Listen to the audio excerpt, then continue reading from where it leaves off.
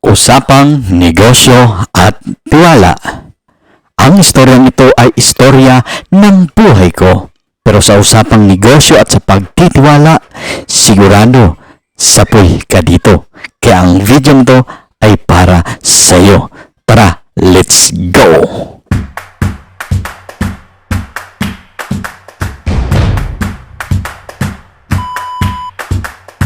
Yo, what's up? Kumusta kayo dyan? Ako nga pala, si Jeff Cinco, isang entrepreneur dito sa Davao del Sur at mayroon akong mahigit 7 taong kapalpakan sa pagpapatakbo ng isang maliit na negosyo. Pero bago natin umpisan yung usapang negosyo at tiwala na yan, gusto ko lamang ikwento sa iyo ang aking karanasan. Noong 2021 ay nag-umpisa ang aming salon business.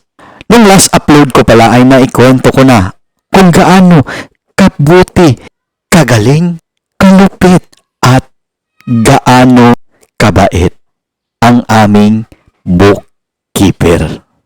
Pero kung hindi mo napanood, yung huli kong video ay ikikwento ko na rin sa inyo. Noong 2021 pala ay nagbukas kami ng aming negosyo at ito yung salon business dito sa Digos City.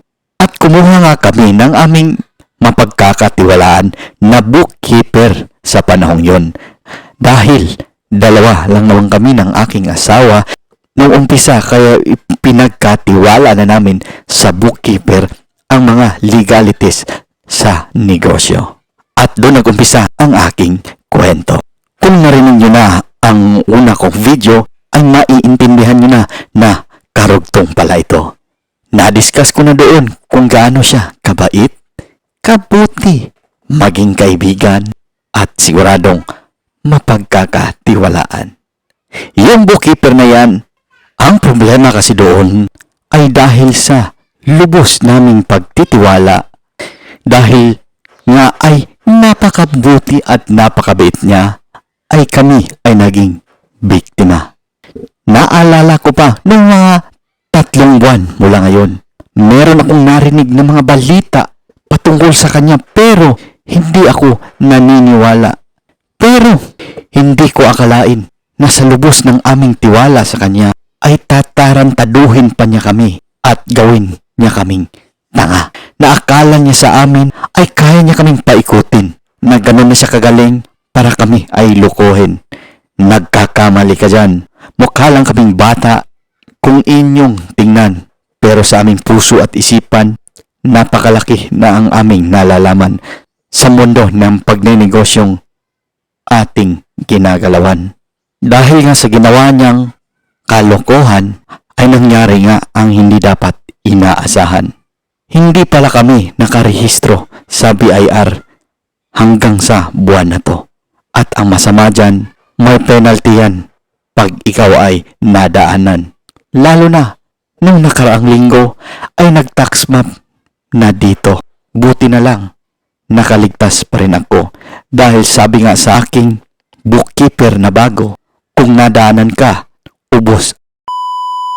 Dahil nga sa problema na kanyang ginawa ay nakapagsara ako ng isang araw dahil hindi ko pa nakuha ang mga rehistro ko sa BIR na binayaran ko na sa kanya. Wala akong resibo dahil matagal daw magprinta. Langhiya ka? Ang kapal ng mukha mo, nagbayad na ako, hindi mo malang sinauli yung pera ko, ginastos mo na siguro, ganyan kakapal ang mukha mo. Sana mapanood mo to. Naalala ko pa, nung kailangan kong magbayad at magbigay sa'yo ng pera, kung magchat-chat ako sa'yo, ay parang chatmate pa kita. Yung reply mo ang haba-haba, lahat ng gusto kong hilingin sa'yo ay ibibigay mo at sabihin mo, basic lang yan, kayang-kaya. Pero nung malapit ka ng mabuking at mabisto ang nakatago mong galing, nung nagpa-follow up na ako sa'yo dahil nararamdaman ko na ginagago mo kami. Kung i-chat kita, ay 1 linggo na ang reply mo, di ba? Bakit naman ganyan ka? Napakawala mong hiya. Kung ituring ka pa namin ay kaibigan pa kita, pati ba naman kami, gagaguhin mo pa? Para sa'yo ang video na to. Pero hindi ko sasabihin ang pangalan mo. Ano akala mo sa akin, walang respeto?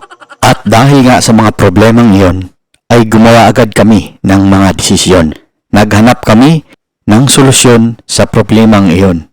At napagpasya namin na kumuha na lang ng bagong bookkeeper. At sa pagkakataong ito ay sisiguraduhin na namin na maibibigay na ng bagong bookkeeper ang mga kailangan namin. Sisiguraduhin namin na yung mga resibo at mga pinagkakagastosan ay transparent. Ano bang lesson na makakuha natin sa istorya kong yon? Unang-una dyan, huwag magbigay ng tiwala ng lubusan. Dahil sa sobra mong tiwala, hindi mo alam, ikaw ay gagaguhin din naman. Kaya kung isa kang negosyante ngayon o meron kang gustong negosyong umpisahan, sana mapanood mo ang video na to at meron kang matutunan para hindi mo na rin ito pagdaanan. Bakit ko nga ba ito sinasabi sa iyo? Dahil naniniwala ako na dapat malaman mo to para hindi ka maging katulad ko na biktima ng dahil sa tiwala ay biktima ng panloloko. Ang kalaban kasi natin dito ay lubos tayong nagtitiwala at hindi tayo naging alisto. Kaya samahan mo ako, i-share mo din ang video na to para meron ding matuto. Para hindi rin nila pagdaanan ang mga ganitong panloloko. Ganyan talaga si negosyo. Marami kang pagsubok na pagdaanan. Maraming problema na iyong haharapin. Pero hindi ibig sabihin niya ay titigil na tayo sa ating mga pangarap at hangarin. Tuloy lang ang laban. At kung ang video nito ay nagustuhan, mag-heart ka naman at i-share mo to sa iyong mga kakilala at kaibigan para meron din silang bagong natutunan. At huwag mong kalilimutan, ako si Jeff Cinco ang nagsasabing kumbati, pirmi, laban lang sa buhay, laban lang sa pagnenegosyo. Tuloy-tuloy lang tayo, let's go!